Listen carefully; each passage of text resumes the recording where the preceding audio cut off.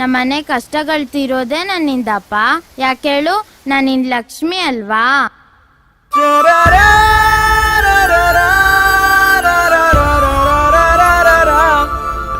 Hello, ಈಗಷ್ಟೇ ಒಂದು ಹೊಸ ಹುಡುಗಿ ಬಂದಿದ್ದಾಳೆ. ನೋಡೋದಕ್ಕೆ ತುಂಬಾ ತುಂಬಾ ಸೂಪರ್ ಆಗಿದ್ದಾಳೆ. ಬರೋದಾದ್ರೆ ಸಂಜೆ ಬನ್ನಿ. ಓಕೆ.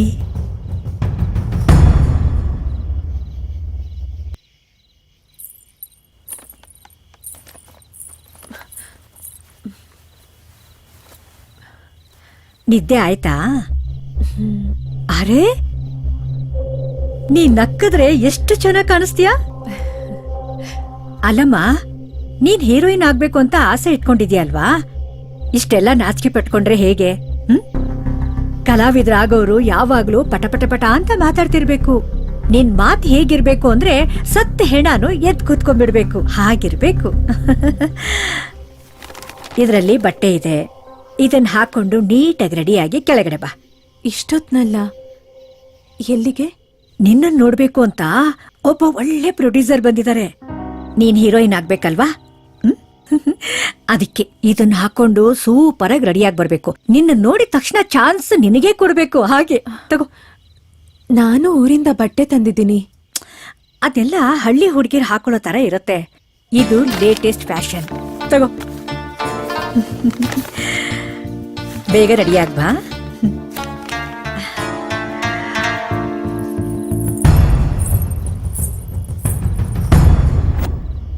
ವಾವ್! ಅಯ್ಯಯ್ಯಯ್ಯೋ, ನನ್ ದೃಷ್ಟಿನೇ ತಾಗ್ಬಿಡತ್ತೆ. ಯಾವ ಹೀರೋಯಿನ್ಗೂ ಕಮ್ಮಿ ಇಲ್ಲ ಗೊತ್ತಾ ನೀನು? ಅಷ್ಟು ಚೆನ್ನಾಗಿ ಕಾಣಿಸ್ತಿದ್ಯಾ. ಹೀರೋಯಿನ್ ಚಾನ್ಸ್ ಅಂತೂ ನಿನಗೆ ಫಿಕ್ಸು. ಹಾ, ಆ ರೂಮಲ್ಲಿ ಪ್ರೊಡ್ಯೂಸರ್ ಇದ್ದಾರೆ, ಹೋಗ್ ನೋಡು. ನನಗೆ ಭಯ ಆಗ್ತಾ ಇದೆ, ನೀವು ಬನ್ನಿ. ಅಯ್ಯೋ ರಾಮ, ಅಲ್ಲ, ನೀನ್ ಇಷ್ಟು ಹೆದರ್ಕೊಂಡ್ರೆ ಆಕ್ಟಿಂಗ್ ಹೇಗ್ ಮಾಡ್ತೀಯಮ್ಮ? ಹೆದರ್ಕೋಬಾರ್ದು. ನಿನ್ ಜೊತೆ ನಾನ್ ಬಂದ್ರೆ ಪ್ರೊಡ್ಯೂಸರ್ ನನ್ಗೂ ಬೈತಾರಲ್ವಾ? ಇಷ್ಟಕ್ಕೂ ಅವ್ರು ನನಗೆ ತುಂಬಾ ಗೊತ್ತಿರೋರು. ಏನು ಭಯ ಪಟ್ಕೋಬೇಡ, ಹೋಗು. ಹೋಗಮ್ಮ.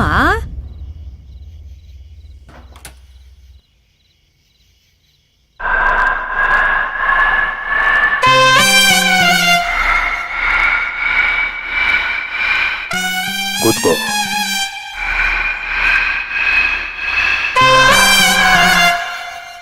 ನಿನ್ನ ಹೆಸರೇನು? ವೈಶಾಲಿ. ಈ ಡ್ರೆಸ್ಸಲ್ಲಿ ನೀನು ತುಂಬಾ ಹಾಟ ಕಾಣಿಸ್ತಾ ಇದೀಯಾ. ನೀನು ಒಂದೇ ಒಂದು ಸಿನಿಮಾ ಮಾಡಿದ್ರೆ ಸಾಕು, ನಂಬರ್ 1 ಹೀರೋಯಿನ್ ಆಗ್ತೀಯಾ. ನಿನ್ನ ಕಣ್ಣು, ಆ ಲಿಪ್ಸ್, ನಾನು ಹೇಳಿದ್ನೆಲ್ಲ ಮಾಡ್ತೀಯ ತಾನೇ? ಹ್ಞೂ ಸರ್.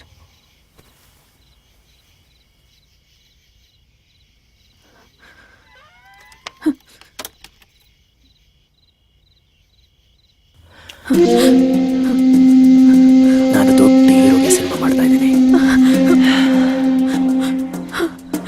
ನಾನು ಹೇಳ್ದಾಗ ಕೇಳಿದ್ರೆ ನೀನೇ ಹೀರೋಯಿನು.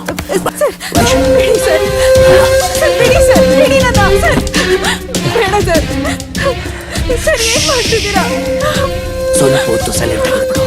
ನನಗಿದೆಲ್ಲ ಇಷ್ಟ ಇಲ್ಲ ಸರ್.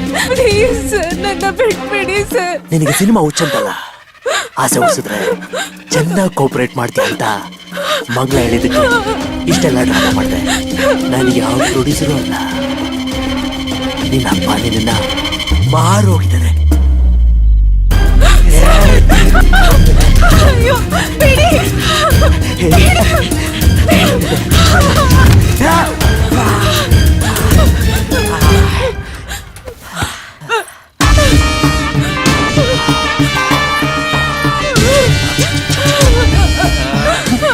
ನಿಮ್ಗೆ ತೊಂದರೆ ಆಗಿಲ್ಲ ತಾನೆ?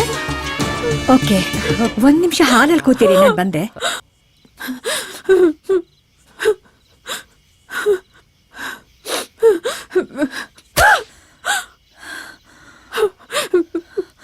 ಅಕ್ಕ, ಹೇಳಿ ಅಕ್ಕ, ನಮ್ಮಪ್ಪ ನನ್ನ ಮಾರಿಲ್ಲ ಅಲ್ವಾ? ನಂಗೆ ಸಿನಿಮಾನು ಬೇಡ, ಏನು ಬೇಡ. ನಾನು ಊರಿಗೆ ಹೋಗ್ತೀನಿ. ಊರ್ಗ್ ಹೋಗಿ ಏನೇ ಮಾಡ್ತೀಯಾ? ಒಪ್ಪತ್ತಿನ ಊಟಕ್ಕೂ ಒದ್ದಾಡ್ ಸತ್ ಹೋಗ್ತೀಯಾ? ನೀನು ಹೋಗ್ಲೇಬೇಕು ಅಂತ ಇದ್ರೆ ನಾನು ನಿಮ್ಮಪ್ಪನ ಕೊಟ್ಟಿರೋ 1,00,000 ರೂಪಾಯಿ ಹಣನ ವಾಪಸ್ ಕೊಟ್ಟು ಹೋಗೆ.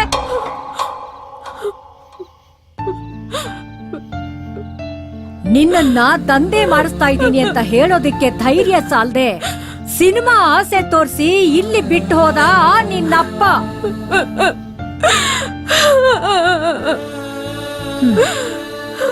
ಈಗೆಲ್ಲ ಅರ್ಥ ಆಯ್ತು ಅನ್ಸತ್ತೆ. 1-2 ದಿನ ರೆಸ್ಟ್ ಮಾಡು, ಮನಸ್ಸು ಗಟ್ಟಿ ಮಾಡ್ಕೊ, ಬರೋ ಕಸ್ಟಮರ್ಸ್ಗಳಿಗೆ ಖುಷಿ ಕೊಡು. ಅರ್ಥ ಆಯ್ತಾ? ಅಕ್ಕ, ನಂಗಿಂತ ಕೆಲ್ಸ ಮಾಡಕ್ಕೆ ಇಷ್ಟ ಇಲ್ಲ ಅಕ್ಕ.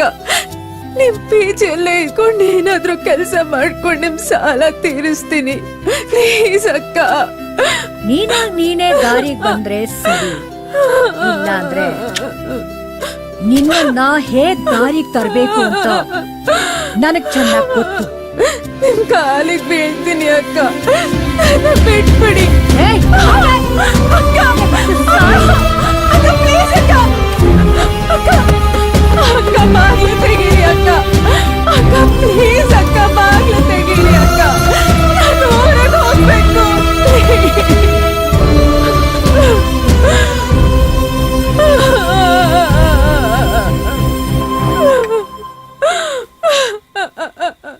ಸರ್ ಬಿಟ್ಬಿಡಿ, ನನ್ನನ್ನೇನು ಮಾಡ್ಬೇಡಿ ಸರ್, ನನ್ನನ್ನೇನು ಮಾಡ್ಬೇಡಿ. ಕಮಲಿ, ಯಾರಿದ್ರ ಹೊರಗೆ ಕಾಪಾಡಿ ಸರ್, ಬಿಟ್ಬಿಡಿ ಸರ್. ಸರ್ ಸರ್, ನನ್ನನ್ನೇನು ಮಾಡ್ಬೇಡಿ. ಅಮ್ಮ ಅಮ್ಮ, ಕಾಪಾಡಿ, ಯಾರಿದ್ರ ಕಾಪಾಡಿ. ಅಮ್ಮ ಅಮ್ಮ.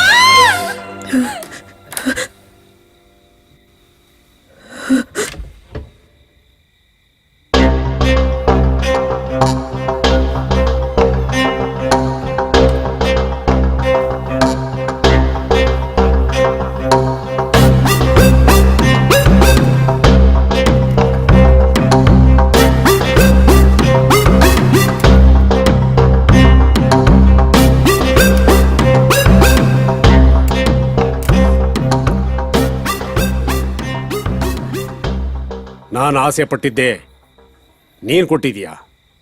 ಇನ್ನು ಮುಂದೆ ನಿನ್ನ ಬಿಸ್ನೆಸ್ಗೆ ಯಾವುದೇ ತೊಂದರೆ ಬರದಂಗೆ ನಾನು ನೋಡ್ಕೊಳ್ತೀನಿ.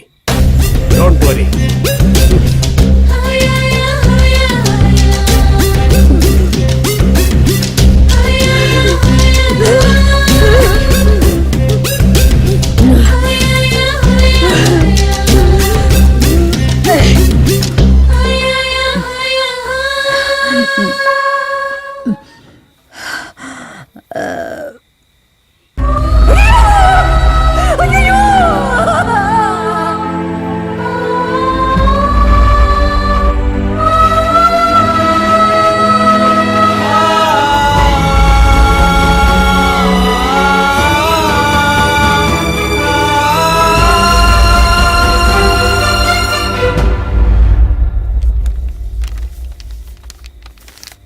ಅಮ್ಮ, ತುಂಬಾ ಜನ ತಂದೆ ತಾಯಂದ್ರು ತಾವು ಮಾಡೋ ಕೆಲ್ಸನೇ ತಮ್ಮ ಮಕ್ಕಳು ಮಾಡ್ಬೇಕು ಅಂತ ಇಷ್ಟಪಡಲ್ಲ.